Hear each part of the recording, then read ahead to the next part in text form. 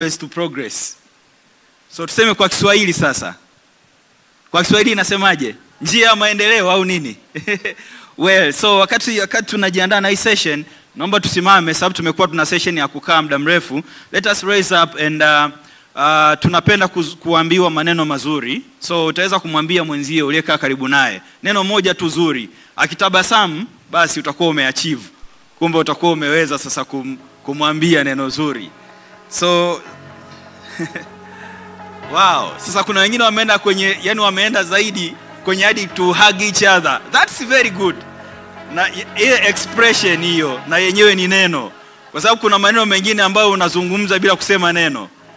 Unatumia tu vitendo. Okay, you can sit down. Na wakati unakaa, napenda sasa kualika wafuatao. Tutakuwa tuna session ambayo itakuwa ni session ya mwisho kwa siku ya leo, ambayo itakuwa inazungumzia pia swala zima la resilience. Tumezungumzia tangu asubuhi namna gani ambavyo tumekuwa kwenye crossroads.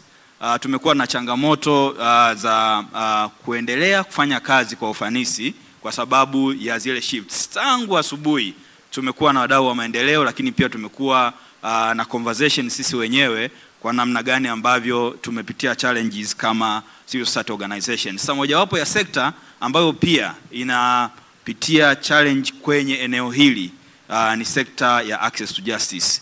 Sasa kwetu tutakuwa tunajifunza one sector inaweza ikatupatia some pathways to progress kwa sekta nzima ambayo kimsingi tuko hapa.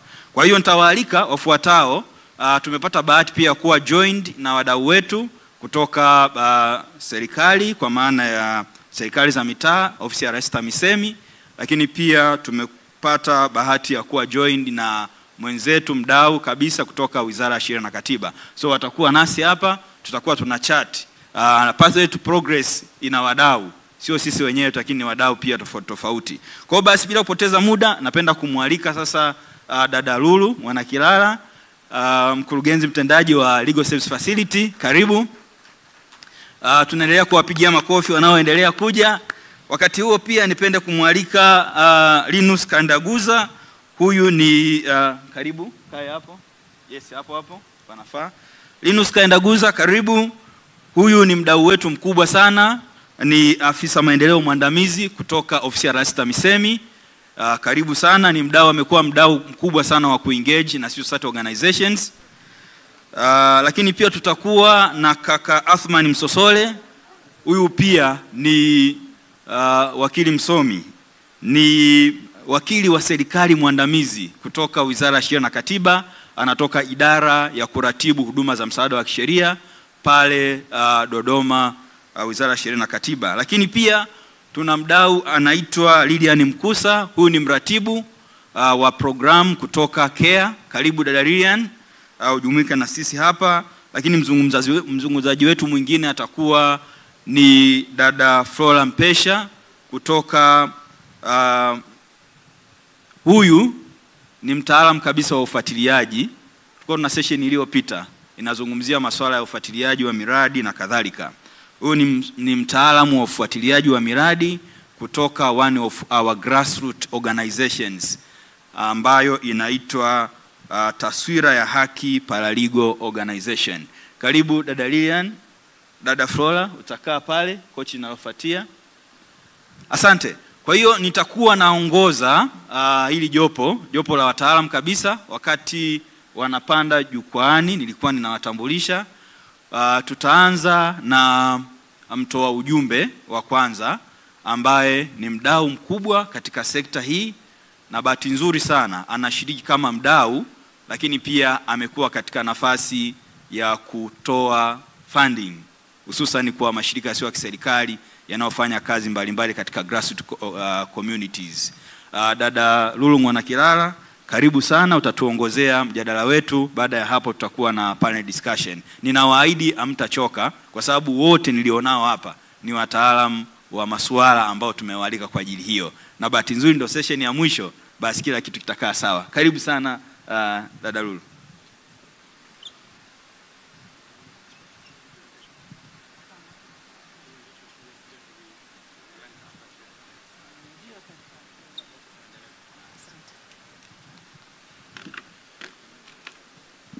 Habari za jioni.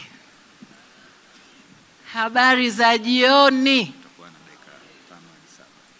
Mimi na dakika 5 tu au 7. Kwa hiyo hata siwezi kuwachosha. Na niko hapa kuongea machache sana. Mimi ni mchokoza mada. Kwa hiyo niko hapa kwa ajili tu ya kuianzisha hii mada, alafu nitawachia wataalam waweze kuongea zaidi. Sasa jana Deo, Bwana Deo, jana yule aliyekuwa anatuwezesha, mimi nakuomba uje hapa. Deo sasa hivi ni mdau, lakini kuna kipindi tulikuwa tuko wote.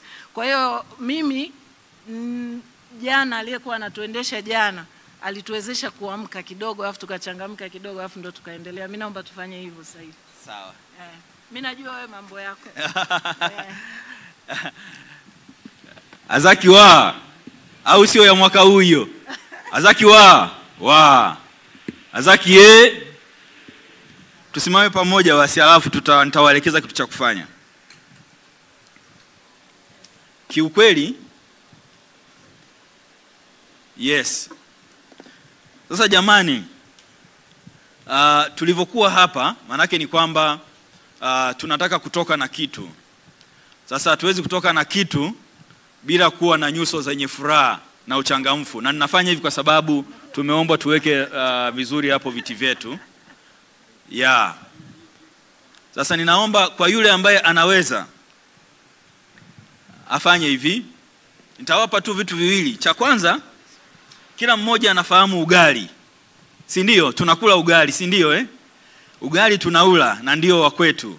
Tutafundishana sasa kutengeneza ugali kwa wale ambao hawajui. Nitasema kwa dakika moja tu, utakuwa unanifuatilizia, sawa? Tasema Mama Jamila, utaitikia Mama Jamila. Alafu mimi nasema anasonga ugali, unasema anasonga ugali, nitakwambia kwa mkono wake. Unasema kwa mkono wake wa kulia, si ndio Tunaanza hivyo. Mama Jamila, itikia huko. Mama Jamila anasonga ugali kwa mkono wa kulia. Mama Jamila anasonga ugali kwa mkono wa kushoto. Mama Jamila anasonga ugali kwa mikono yote miwili. Mama Jamila anasonga ugali kwa kichwa chake. Sasa sijui if it's possible kusonga ugali kwa kichwa au vipi. Karibu sana, uendelee. Sasa tunaweza tukakaa tutamsikiliza. Asante sana Deo, asante sana, nashukuru sana. Nilimuita Deo anisaidie kwenye hilo zoezi kwa maksudi sana. Ndio masuala hayo ya generation. Mimi generation yangu haya mambo naona kidogo tumepitwa. Kwa hiyo lakini pia kwa sababu nyingine ni kwa sababu namjua Deo yuko vizuri kwenye hilo eneo pia. Kama nilivyosema pale mwanzoni, mimi sitoongea sana. Nimekuja hapa kwa ajili tu ya kuianzisha mada, kuichokoza mada, alafu ni waruhusu wanaohusika waweze kuongea zaidi.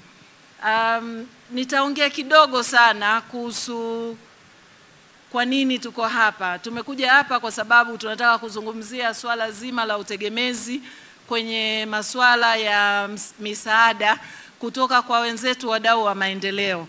Na hii inatokana pia na discussion zote ambazo zimefanyika hapa leo kuanzia asubuhi mpaka sasa hivi. Kwa hiyo tunaangalia ni jinsi gani tunaweza tukajiangaza sisi wenyewe kwenye masuala ya resilience, ni jinsi gani tunaweza tukajimudu sisi wenyewe kama tukiambiwa kesho hizi masuala ya funding, masuala ya wadau wa maendeleo yatakuwa yameondoka. Lakini pia kuangalia swala zima la sustainability, tunawezaje tukaweza kujiendesha wenyewe na shughuli tunazozifanya ziendelee kuwa endelevu. Deo alizungumza akasema kwamba tumesimama hapa tunaongea kwenye hii session kama watu ambao tumetoka kwenye sekta ambayo inahusiana na masuala ya upatikanaji wa haki au access to justice. Ni moja ya sekta ambazo ni kubwa sana, tuna deal na watu wengi sana na tuna cover eneo kubwa sana.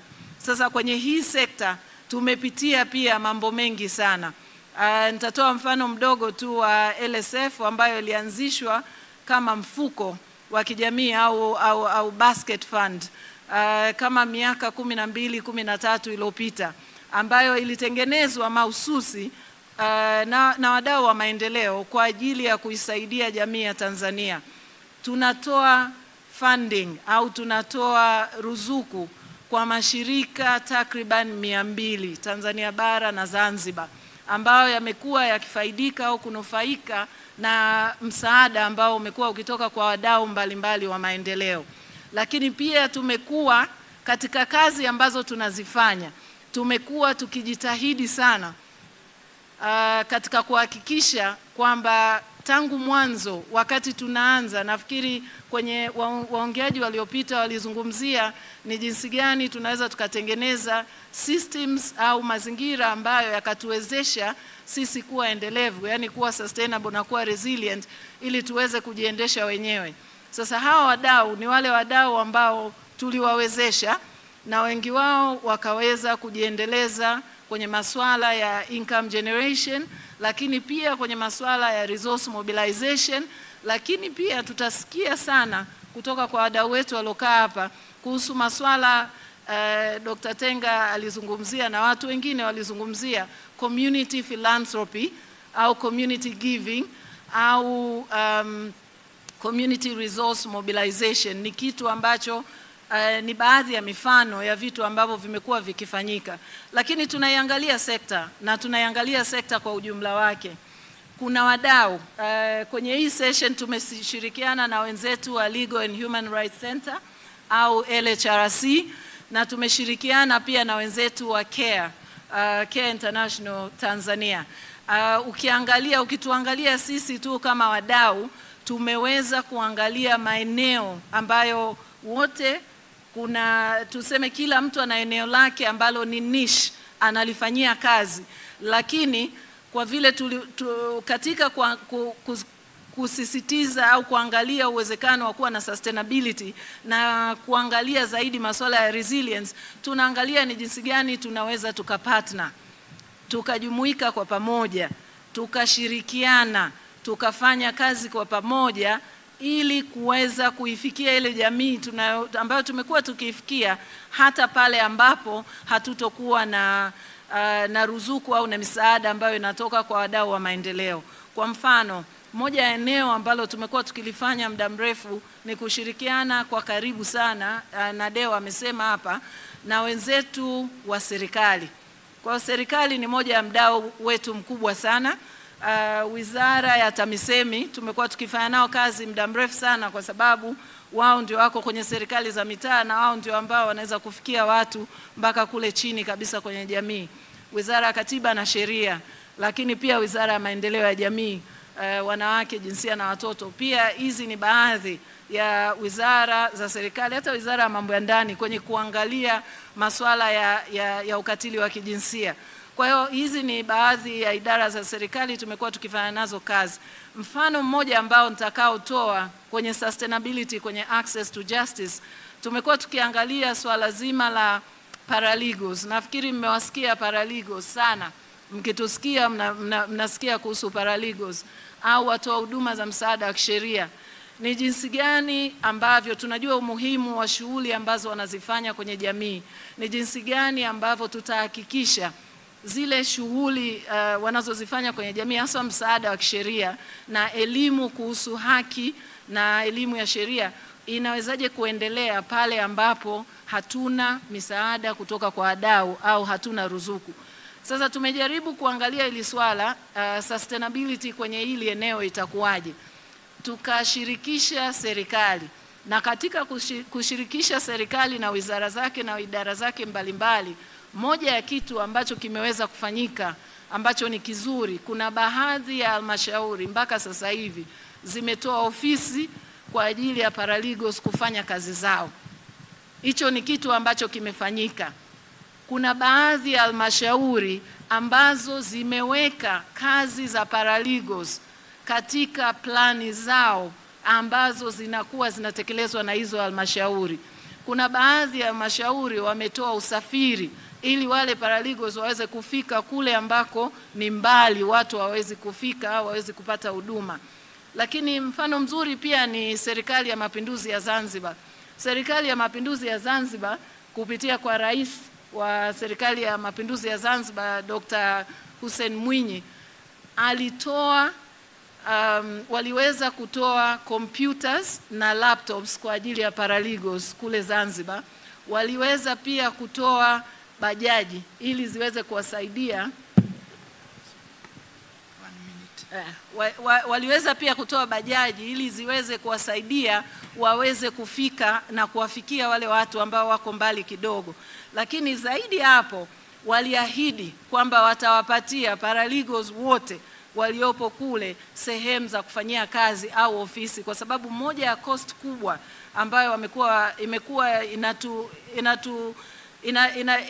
inatupa kazi kidogo ni kuweza kulipia makazi au ofisi za paralegals waweze kufanya kazi zao. Sasa kwenye baadhi ya mashauri hili tatizo limetatuliwa, kwenye baadhi bado halijatatuliwa. Kuna paralegals wameweza kufanya income generation na resource mobilization na wanajiendesha wenyewe. Kuna ambao bado hawajafika huko. Kuna wengine ambao wamesaidiwa na local philanthropy au community philanthropy ambayo imeweza kuwasaidia kufika mbali. Lakini moja ya kitu kikubwa nitakisema kabla sijamaliza hapa katika haya mahusiano, na dakika moja namaliza sasa hivi, ni tumeweza kufanya ushawishi mkubwa kwa serikali katika kuhakikisha kwamba kutakuwa na kitu kinaitwa Legal Aid Fund. Ni fund ambayo ipo kisheria kwenye sheria ya msaada wa kisheria 2017 ambayo pia tulifanya sisi kama wadau ushawishi mkubwa katika kuhakikisha hiyo sheria inakuwepo ili iweze kuwatambua rasmi paralegals na kazi zao. Na Tanzania ni moja ya nchi ambazo zinaongoza kwenye hili. Lakini pia uwepo wa bodi ya msaada wa kisheria. Na sasa hivi serikali pamoja na wadau tuko mbioni katika kuhakikisha kwamba, nafikiri kama ambao mlifuatilia hotuba ya Wizara ya Katiba na Sheria bungeni juzi tu hapa, walizungumzia sana uanzishwaji sekunde 30. Asante. Walizungumzia sana uanzishwaji wa Legal Aid Fund ambayo itaweza kuhakikisha sustainability ya legal aid sector. Kwa hiyo hiyo ni moja ya maendeleo kwenye hii sekta. Kitu kingine ni uwepo wa kampeni ya Mama Samia Legal Aid Campaign, na ambayo ni kampeni ya kitaifa ambayo mpaka sasa hivi imeweza kuwafikia watu milioni 6.4, na ni kampeni ambayo inafanywa na Wizara ya Katiba na Sheria ikishirikiana na wadau mbalimbali tukiwepo sisi ambao tumekaa hapa.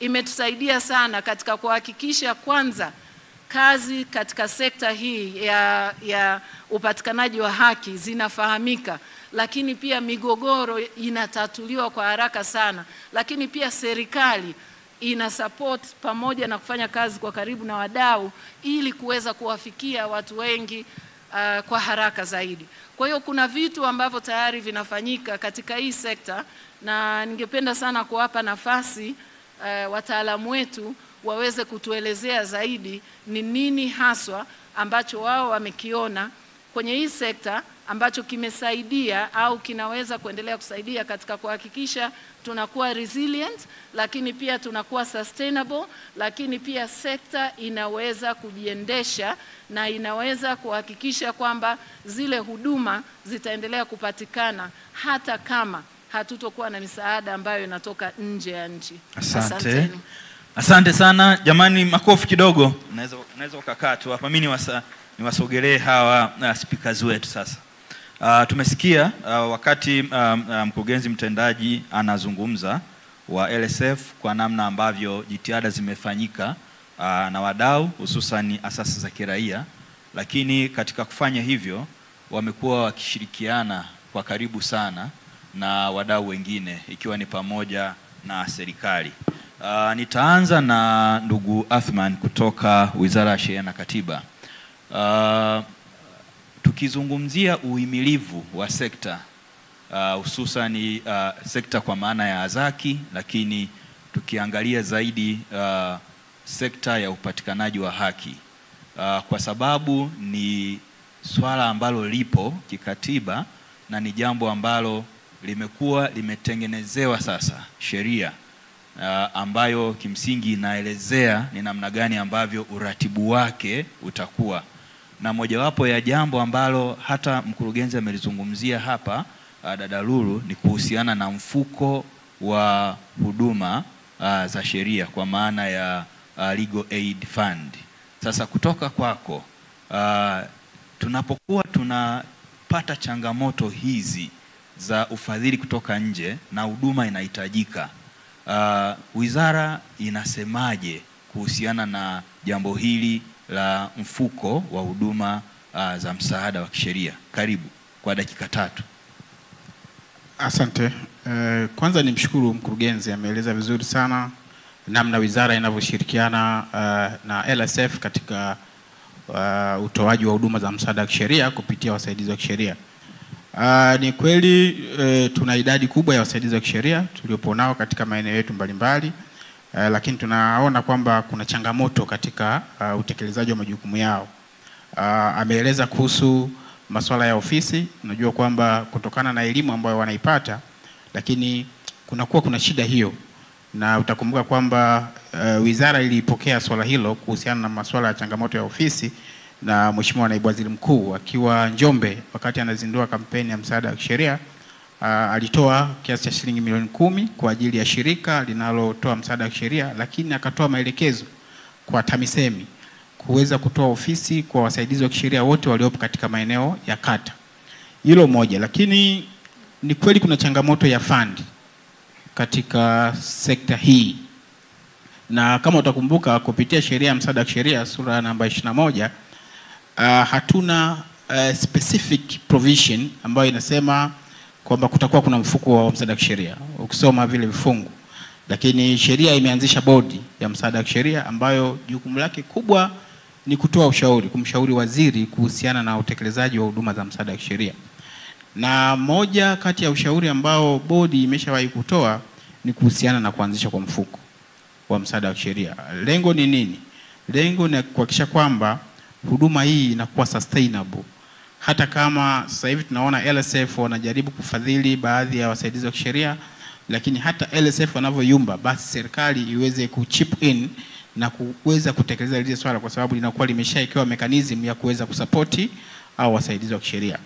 Lakini nipende tu kukumbusha kwamba wizara ina ratibu hili swala la huduma za msaada wa kisheria, lakini bado hatuna sera ya msaada wa kisheria, ambapo hata bungeni limezungumziwa wakati wa budget, na move nzuri ambayo inapelekea pia uanzishaji wa mfuko wa msaada wa kisheria ni kwanza tunapokuwa na sera.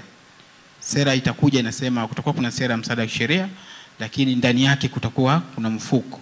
Sasa hiyo itakuwa ni movement ambayo itapelekea pia kufanya maboresho ya sheria ya msaada wa kisheria ili huu mfuko uwe kisheria.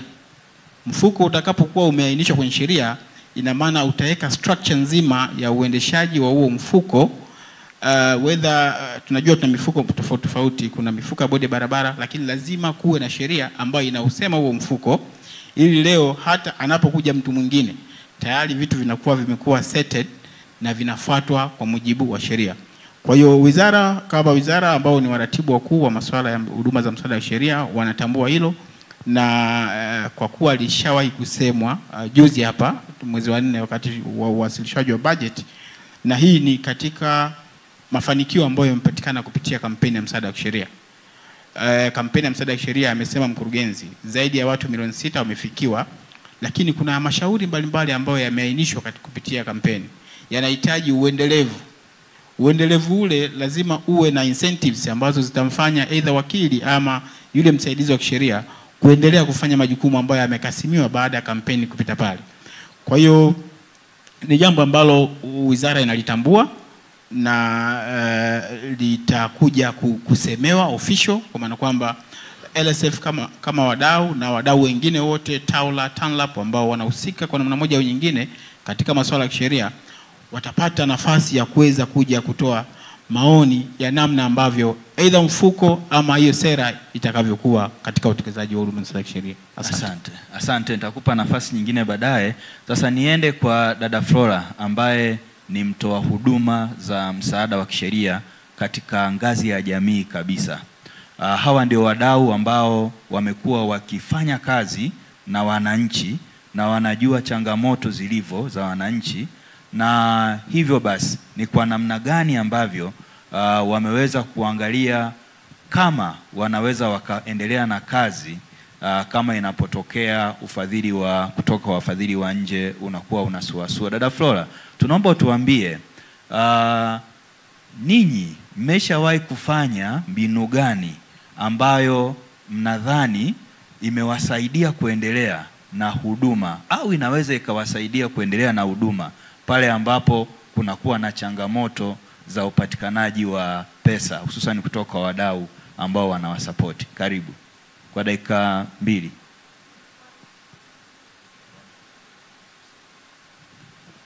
Sisi kwanza kama wasaidizi wa kisheria katika jamii huwa tunafanya kazi ya kujitolea, na tulishaamua kwa sababu tunasaidia jamii huwa tunajitolea hata kama hatuna pesa.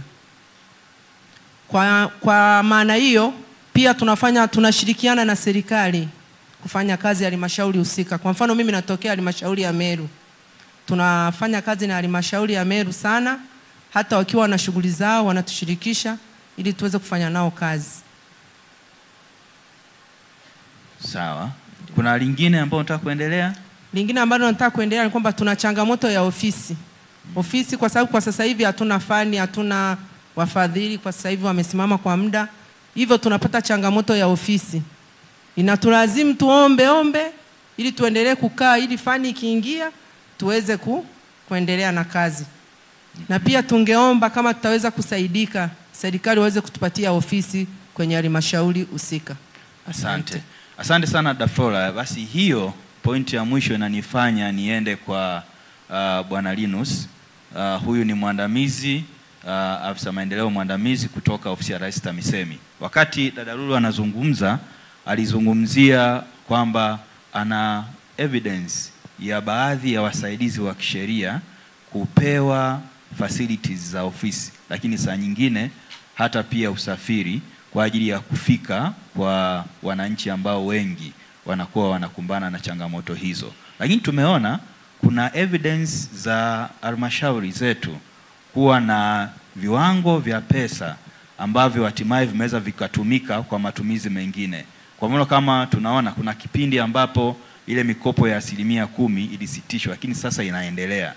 Je, hatuwezi kuexplore opportunities kama hizo katika Wizara Ofisi ya Rais TAMISEMI kupitia kwenye halmashauri kuweza kusaidia mashirika ya kiraia ambayo yanafika moja kwa moja kwa wananchi na pengine hata kwa kujitolea kama wanakosa nafasi?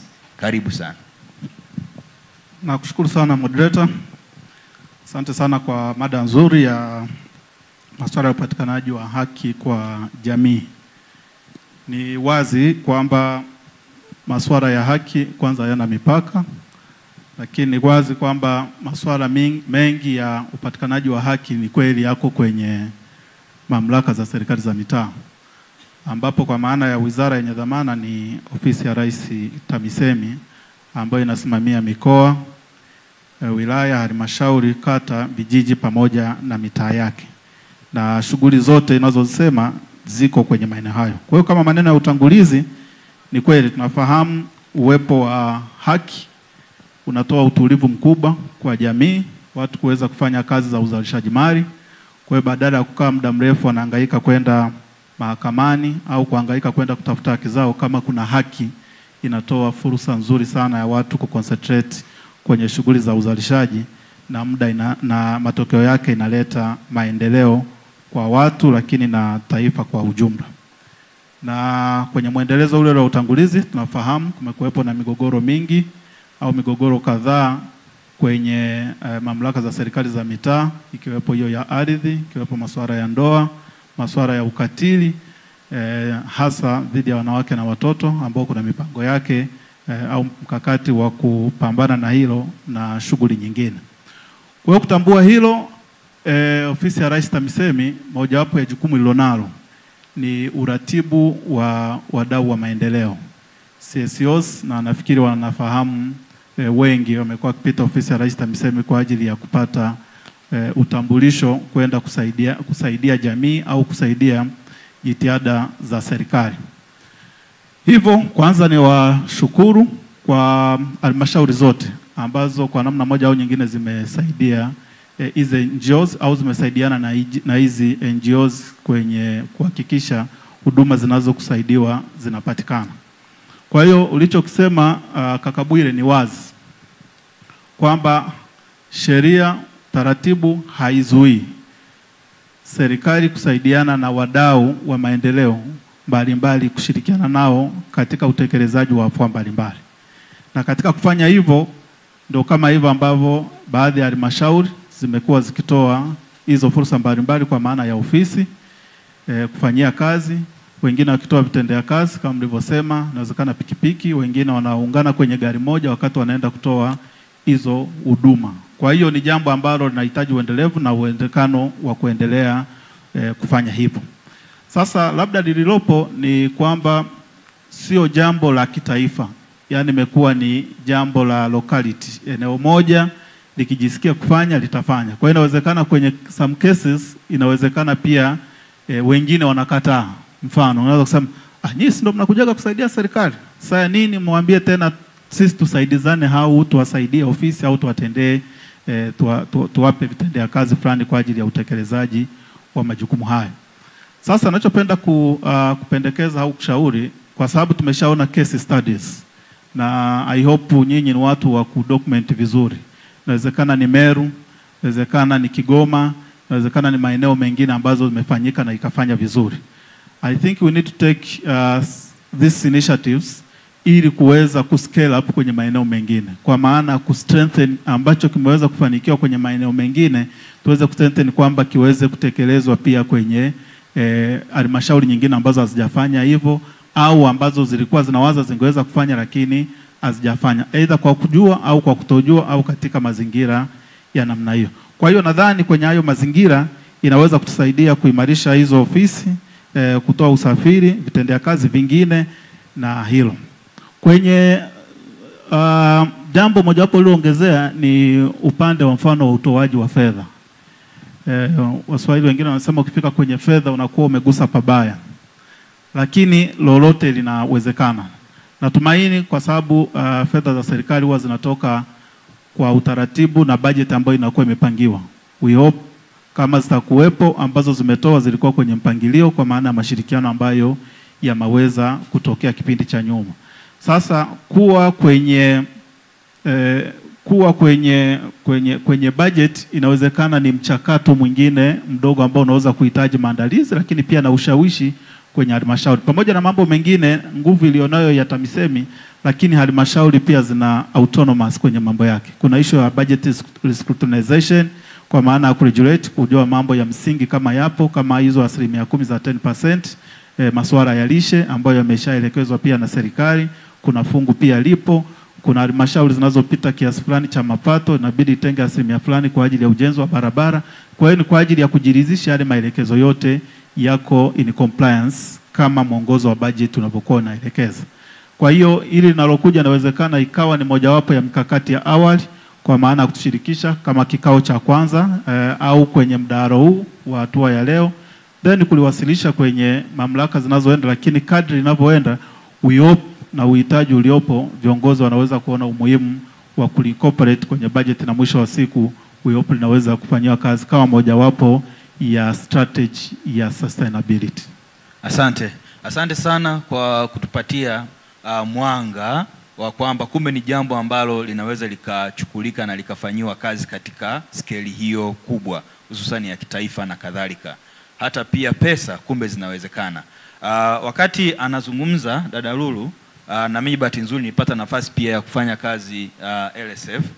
Kwa wastani wa organization au hizi taasisi hizi, mashirika yanayotoa huduma za msaada wa kisheria, kwa mwaka kwa wastani bajeti yao inaweza ikawa ni kama milioni 10.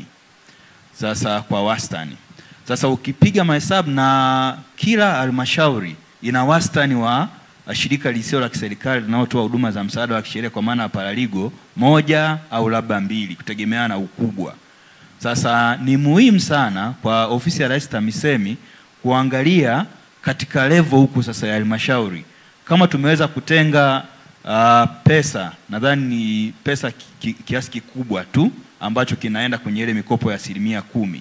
Kama tumeweza kutenga pesa ya namna hiyo na pesa hizi nyingine ambazo umesema sasa za matumizi mbalimbali, kuna uwezekano mkubwa tukaweza kupata milioni 10 au zaidi ya kuwasapoti hawa watu wa huduma za msaada wa kisheria kwa design hiyo hiyo. Asante sana. Naenda kwa dada Lilian.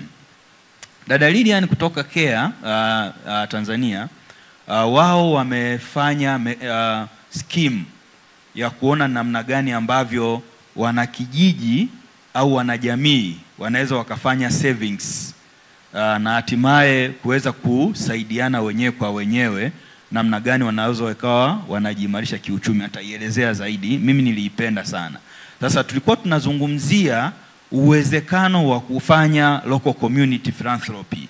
Je, wanajamii wenyewe wanaweza wakatusaidia katika kuweka vizuri mifumo ya kusupport wadau ambao wanatoa huduma za msaada wa kisheria au wadau ambao wanafanya kazi za maendeleo katika jamii ile.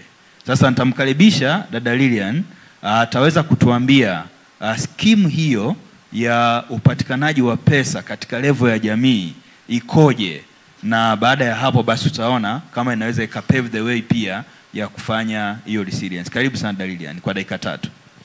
Asante sana moderator. Shirika la CARE linatekeleza miradi mbalimbali kwenye maeneo mengi nchini, lakini entry point ya miradi yote ni vikundi vya kuweka na kukopa. Kwa nini? Kwa sababu tunataka uendelevu. Hawa watu wakifundishwa vizuri namna ya kujiwekea akiba na kuzitumia akiba zao kwa ajili yao wao wenyewe, wanadumu kwa muda mrefu. Kwa hiyo sustainability kubwa sisi tunaitazama kwenye vikundi, kwa maana ya kwamba mradi tunapoenda kuutambulisha, tunatambulisha exit plan mwanzo kabisa wa mradi. Kwa hiyo sisi tunaiona nafasi kubwa kupitia vikundi kwamba ili swali linaweza kuwezekana. Sasa hivi shirika la CARE limeunda na linasimamia vikundi zaidi ya 1035 ambao vina wanachama kama 780,000 hivi, na hao ni wamoja kwa moja, kwa maana kwamba tuna indirect beneficiaries zaidi ya 1.5 milioni. Sasa basi kwenye vikundi tumekuwa tunatambulisha mifuko mbalimbali. Kwa mfano, tuna mifuko ya uwekezaji wa pamoja ambao vikundi vina uwezo kabisa wa kuchangia shilingi 2,200 tu kwa ajili ya kuanzisha mradi wa ufugaji wa kuku. Lakini pia vikundi vina mifuko ya kilimo ambao wanachangia shilingi 3,000 tu. Ikifika msimu wa kilimo wanaweza kununua pembejeo kwa pamoja. Kwa hiyo hivi vitu vyote vinafanywa kwenye ngazi ya kikundi. Sasa basi kupitia vikundi tuna uwezo wa kuwafanya wanachama wetu wakachangia huduma ambazo wanazihitaji za msaada wa kisheria. Na tuna imani kabisa vikundi vingi vinakutana na matatizo mengi.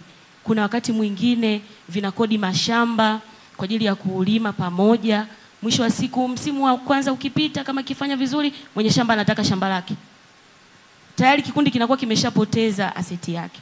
Lakini pia unaweza kukuta wanazulumiana pesa, vikundi vingi havijasajiliwa, vikundi vingi havina katiba, vinajiendesha tu. Sasa ukipeleka kitu kama hiki kwenye kikundi, watu wanajua umuhimu. Kwa hiyo wana uwezo wa kuweka kidogo kidogo kwa ajili ya kuona wale watu wanaowasaidia shughuli zao wanaishi vipi. Lakini pia wanakuwa na ofisi, wanaweza kujiendesha wao wenyewe. Kwa hiyo mimi naona ni kitu kizuri kwa ajili ya vikundi vyetu, na leo tumekuja na mkulima ambaye ametoka kijiji cha Ruganga, halmashauri ya wilaya Iringa, ambaye yeye individually tu aliweza kujipambania alipopoteza mzazi wake. Mkulima kama yupo asimame mara moja tumuone ambaye amenufaika na skimu hii. Mkulima oye. Yeye mwenyewe binafsi tu alipofiwa na baba yake, familia yake na watoto wa kike 7. Mali zote zilipelekwa kwa baba yake mdogo. Kwa hiyo familia yake ikawa haifaidiki kitu chochote. Alimtumia mtendaji na mwenyekiti na mtendaji wa kata kwa ajili ya kuhakikisha kwamba vitu vyake vyote vinarudi. Sasa huyu ni mtu mmoja peke yake. Huko kwenye vikundi tuna watu wangapi ambao wanakutana na hizo changamoto? Na hiki kitu kifanyika kwenye group level itakuwaje? Kwa hiyo sisi tunaona nafasi ya kutumia vikundi kuweka hizo kitu. Asante, nitakupa nafasi muda mwingine, naona muda wetu pia unasogea. Sasa sisi tumezungumza na tumeona mifano ambayo inaweza kumbe ikafanyika na sekta ikawa resilient tangu jana, lakini pia na leo tumezungumzia hii. Sasa mimi nitawakaribisha kutoka kwenye floor, kama kutakuwa kuna swali kwa wanajopo au kutakuwa kuna mchango wowote ambao utakuwa unatoka huko, kwa sababu hii ni session yetu yote, tusidominate sana. Nimeona mkono pale nyuma, lakini nitachukua mkono mwingine tena pale nyuma. Huu ni mkono wa pili, then nitarudisha, alafu tutaona kufanya. Ambaye anaweza kutusaidia kupeleka microphone pale, tutaanza pale nyuma kabisa. Nadhani microphone ni hizi sawa, naweza nikakupa hii.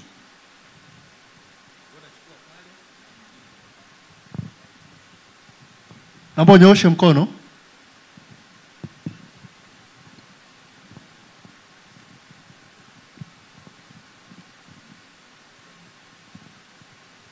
Asante. Mimi naitwa Yona Limo, napenda tu kuunganisha moja kwa moja kuhusiana na uanzishwaji wa mfuko wa kisheria. Kinachoonekana kigumu kuanzishwa kwa mfuko ni sera. Sasa tatizo ni nini? Kwa nini hiyo sera isifanyike? La kwangu ni hilo tu. Asante. Kwa sababu tunaonekana Watanzania wanahitaji msaada wa kisheria. Tunapokwama tunataka tuende kwa serikali ambayo inatakiwa mfuko. Kama ni sera tu, tatizo ni nini sera isifanyike? Asante. Asante sana. Tuchukue mkono mwingine pale. Karibu. Asante sana, na mimi naomba nichukue nafasi hii kwanza kuwapongeza wawasilishaji wetu, lakini pia nimpongeze sana Madam Lulu. Naongea kama mdau ambaye anafanya kazi na shirika la LSF kwenye ground. Tuna vikundi mbalimbali katika wilaya ya Karatu, Monduli na Longido. Na vikundi hivi ambavyo vinasapotiwa na LSF kwa upande wa msaada wa kisheria, lakini pia kwa upande wa kiuchumi ambao hawajaizungumzia, lakini Madam pale katikati ameuzungumzia. Tukizungumzia kazi kubwa ambao wanafanya, kwanza ni kuweza kuwawezesha kiuchumi kwa maana ya kuwapa mitaji ya kuendesha biashara zao, kwa sababu wanafanya kazi na wanawake walioko pembezoni. Lakini pia ili kuleta uendelevu, kwanza vikundi vile vinachangia mtaji katika biashara zile. Kwa mfano vinaweza kuraise milioni 5, na usaidizi wa LSF kwa msaada wa Global Fund for Widows ambao ni partner wake mkubwa, pia wanapewa milioni 5. Kwa kikundi kinawezeshwa kupata mtaji wa milioni 10 ambao nusu kimeweza kuendesha wenyewe. Lakini pia kuleta uendelevu ni kwamba katika msaada wa kisheria ambao wanaufanya, pia wameweza kutrain wale wamama wa vijijini kwa walimu wa kuweza kuhakikisha kwamba haki zao wanazitambua, wanajilinda wenyewe, lakini pia wanakuwa sababu ya kuweza kuwalinda na wengine.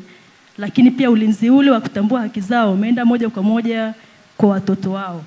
Kwa hiyo tuna jamii iliyoko pembezoni, jamii ya chini kabisa ambayo imesaidiwa kwanza kujilinda kiuchumi. Kwa maana hiyo wameweza kupunguza vitendo vingi vya GBV, lakini pia wao wenyewe wameweza kujisimamia na kusimamia watoto wao. Kwa hiyo nimesimama tu kama mdau ambao nisisitize kile kazi kubwa ambao wanaifanya, pia kama mdau kuweza kubold hiyo eneo ya uendelevu. Lakini pia mwisho wa mwaka kwa vikundi vya kiuchumi, kila mwisho wa mwaka wakiweza kwa vile vikundi vya kuweka akiba, pia wanaalika wanajamii kwa maana ya watoto wao, wale madiwani, viongozi wa kiserikali, pia wanakuja wanawachangia kwa maana ya kutunisha ile mitaji ambayo wameweza kuiraise wenyewe. Lakini pia sababu nyingine kwamba wanashirikiana na serikali katika vikundi ambao vinapewa 5% ya ule mikopo ya serikali. Vikundi pia vimeweza kuonekana vikundi bora kwa sababu vilishapewa startup, vimeshaanza biashara. Sasa kwa maana graduation process vinaonekana vikundi ambao vinapokea mikopo mikubwa kutoka serikalini, lakini pia vinafanya marejesho kwa ufanisi kwa sababu vimejengewa uwezo. Asante sana.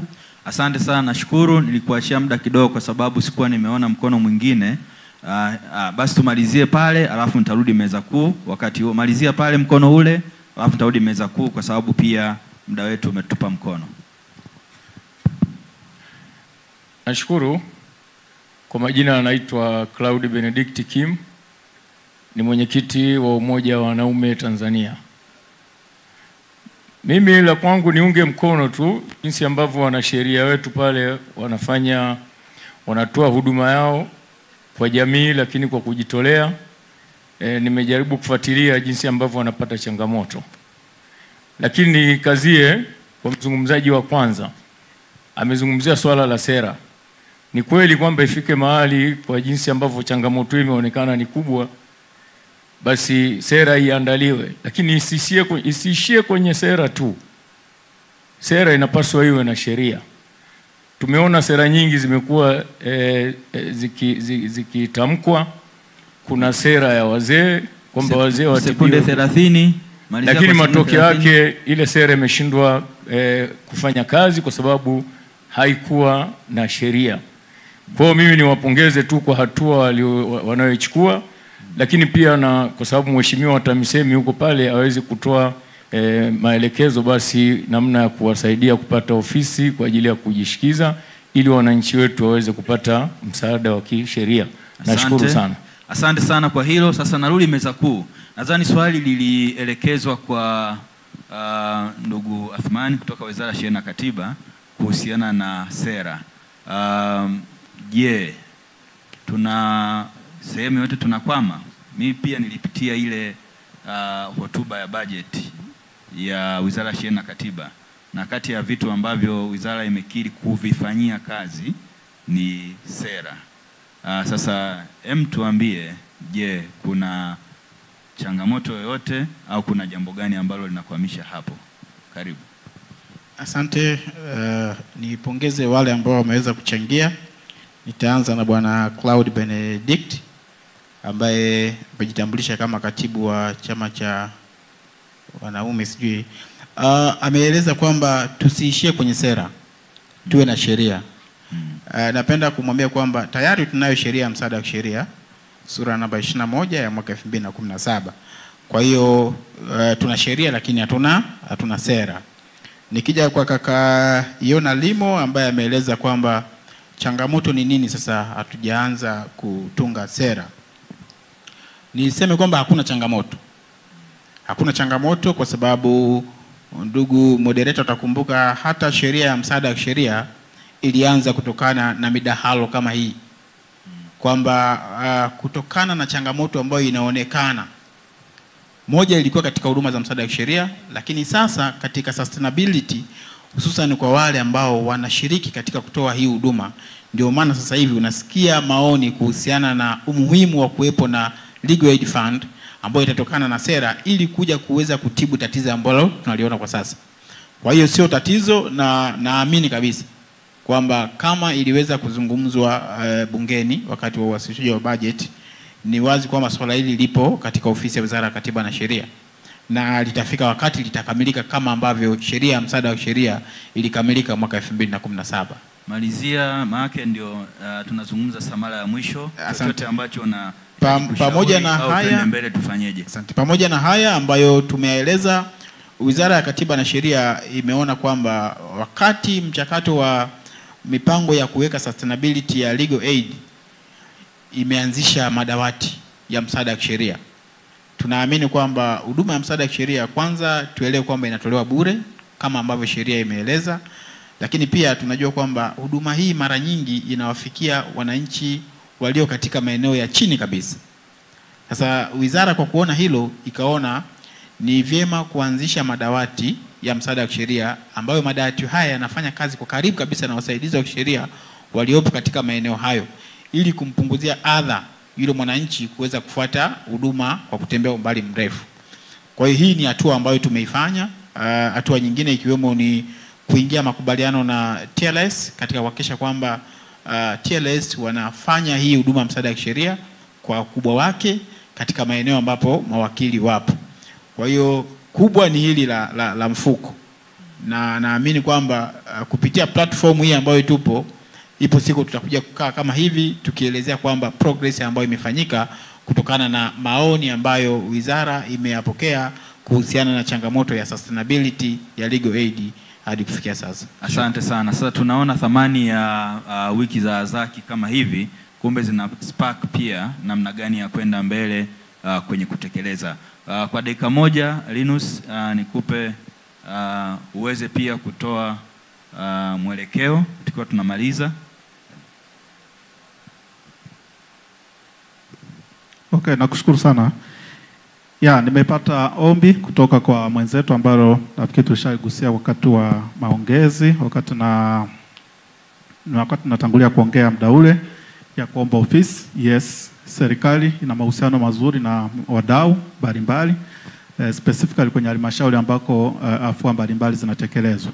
Kwa hiyo ni jambo kama nilivyosema halizuiliwi, ni kwenye mahusiano ambayo tunaweza kufanya kuzidi kuimarisha kutoa vitendeo kazi. Lakini kasema katika ngazi ya kitaifa kuna haja ya kufanya mchakato wa kuwa na homogeneous, yani badala ya kuona huyu anaweza kufanya asiweze kufanya, lakini kuwepo na ule uhuru, wasije wakahisi kama hawaruhusiwi kushirikiana au hawaruhusiwi kutoa some facilities kwa ajili ya kuwezesha wadau wa maendeleo. Lakini la mwisho, hili jambo kama mlivyogusia na kama alivyogusia kiongozi kutoka Wizara ya Katiba na Sheria, ni maelekezo ambayo aliyatoa Naibu Waziri Mkuu akiwa katika mkoa wa Njombe. Kwa hiyo akishatolewa maelekezo inawezekana akachukua kitambo kidogo, lakini ni jambo ambalo litaingia kwenye mchakato kuanza kutekelezwa ili kuimarisha hili na mwisho wa siku kutoa haki kwa wananchi wetu. Asante sana. Asante. Basi tutaanza tena na dada Flora pale, neno lako la mwisho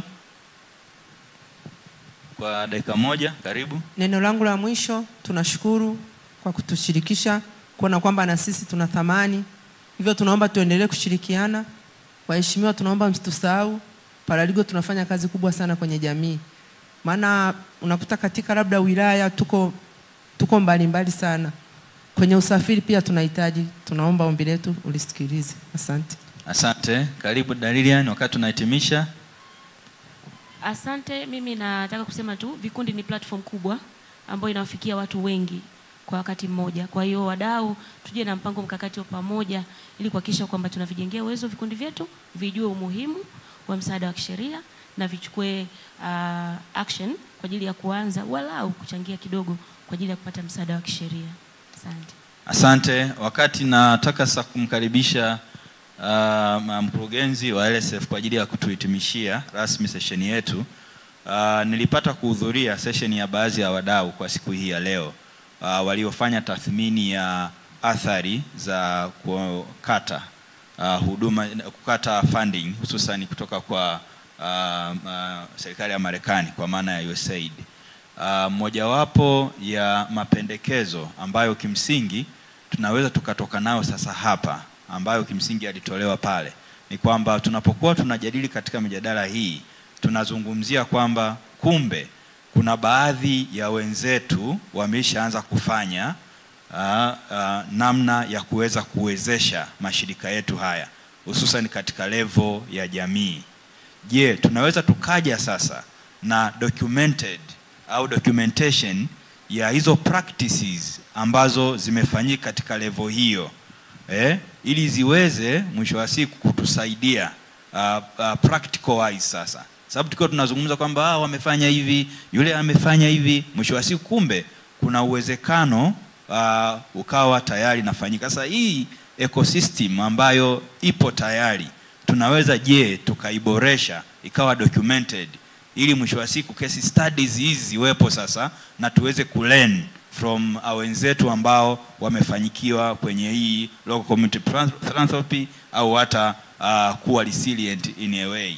Nadhani pia hiyo ni challenge. Kina Dr. Stigmata mko hapa wa philanthropy na nini, mtusaidie pia namna gani ya kuweza kudocument sasa hizo best practices ili ziweze kutusaidia kwenda mbele. Basi bila kupoteza wakati nimkaribishe sasa dada Lulu akiwa naye anasema neno lake la mwisho na kutufungia session yetu. Karibu. Asante sana Deo. Labda nianze kwa kuwashukuru sana wataalamu wetu, wadau wetu ambao tumekuwa tukifanya nao kazi kwa muda mrefu sana, kwa upande wa serikali, lakini pia wadau wengine ambao wako kwenye sekta pamoja nasi, lakini pia paralegals ambao ndio wahusika au watu wa huduma za msaada wa kisheria ndio ambao tunawategemea huku kwenye jamii zetu katika kutoa huduma za msaada wa kisheria. Nitasema vitu viwili tu haraka sana. Cha kwanza ni kwamba tumeona umuhimu wa ushawishi kutoka kwa asasi za kiraia ambavyo unaweza ukaleta mabadiliko kuanzia kwenye kuandaa sheria ya msaada wa kisheria 2017 ili ushawishi au advocacy ambayo ilitoka kwa mashirika ambayo yako kwenye sekta ya upatikanaji wa haki yakishirikiana na serikali ilisaidia sana katika kuandaa na kutengeneza na kuhakikisha kwamba inakuwepo sheria ya msaada wa kisheria baada ya kuona changamoto ambazo watu wa huduma za msaada wa kisheria walikuwa wakizipata. Lakini pia mwaka 2022 tulifanya kitu kinaitwa National Legal Aid Symposium ambao tulifanya pamoja na Wizara ya Katiba na Sheria, lakini pamoja na wenzetu wa TAMISEMI pale Dodoma. Tukakusanya wadau wote wa sekta ya upatikanaji wa haki, na ndio hapo chimbuko la kutaka kuwe na mfuko wa msaada wa kisheria. Katika recommendations kwenye report ambayo ilitoka pale, recommendation kubwa ilikuwa ni kuanzisha mfuko, na ndio hapo ushawishi wa kutaka kuwepo kwa mfuko wa msaada wa kisheria ulianzia hapo. Na tunafurahi sisi kama wadau ambao tuko kwenye sekta kuona hili swala sasa serikali iko pamoja nasi, imelikubali, na pia serikali inaangalia sustainability ya hii sekta, na imefika mpaka kwenye ngazi ya bunge, imefika ngazi ya kitaifa, na sasa tunazungumzia sera. Tunatumaini hivi karibuni tutaweza kuipata. Kitu cha mwisho kabisa, tumeanzisha coalition au umoja wa mashirika yote ambayo yanafanya kazi kwenye sekta ya upatikanaji wa haki, au Access to Justice Coalition, ambayo hii coalition inafanya kazi kwa karibu kabisa na Wizara ya Katiba na Sheria na wadau wengine katika kuhakikisha moja ya kitu kikubwa ni kwamba tunaendelea kushirikiana kwa karibu kabisa kwenye kampeni ya Mama Samia Legal Aid Campaign ambayo inaweza kuwafikia watu wengi kwa haraka zaidi, lakini pia kwenye mfuko wa msaada wa kisheria ambao tunatumaini kwamba tutaona mabadiliko hivi karibuni, lakini pia katika kuhakikisha kwamba yale maeneo ambayo wenzangu wameyataja hapa, ambayo wenzetu watu wa huduma za msaada wa kisheria wanapata changamoto, basi zile changamoto tunaweza tukazitatua kwa pamoja. Kwa hiyo niishie kwa kusema nawashukuru sana, lakini nawashukuru wote ambao mmekuja kutusikiliza jioni ya leo. Asanteni sana. Asanteni sana jamani kwa usikivu wenu. Asanteni panelists kwa kutusaidia, lakini pia kusema experience zenu. Basi niwaombe sasa wapiga picha watupige picha hapa ili na sisi tuende, maana tunataka documentation nzuri. Sawa. Karibuni. Basi nipende kumwalika kaka George na kaka Fulgence, unaweza ukasogea tupige picha. Kama kuna mtu wa Care International mwingine, kaka Barnabas wa Care, karibu pia kwa ajili ya picha. Naona unautumia muda wako vizuri kabisa. Sana.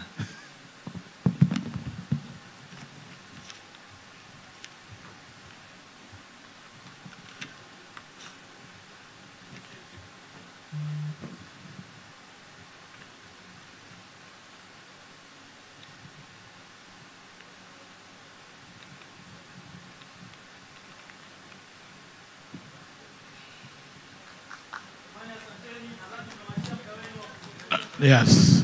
Asanteni sana. Naomba tuwapigie makofi wanavyoshuka. Tuwape support jamani.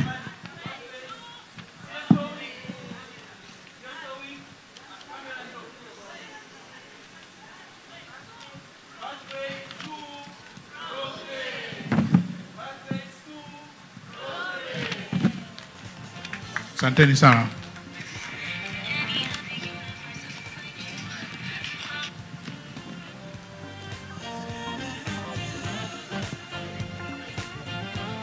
Sasa ndugu zangu, tumefikia mwisho wa session yetu ya siku ya leo.